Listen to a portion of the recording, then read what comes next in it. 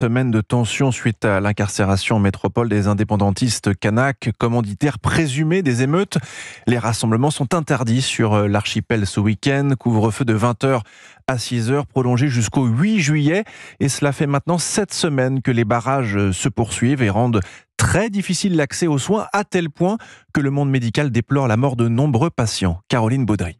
Pas 2 jours ne s'écoulent sans que Thierry de Grélan, président de la commission médicale de l'hôpital public, n'apprenne le décès d'un habitant faute d'accès rapide aux soins. Un patient asthmatique qui a fait une décompensation grave, 2 AVC qui sont décédés la semaine dernière. Les néphrologues estiment à 4 le nombre de dialysés sur les 4 dernières semaines qui sont décédés. C'est énorme sur la population dialysée. Si vous le rapportez aux chiffres en métropole, ça fait 1000 dialysés en fait qui seraient décédés par un retard de prise en charge. Il raconte devoir se rendre à l'hôpital dans le nord du Grand Nouméa en bateau ou bus privé réquisitionné pour transporter les soignants.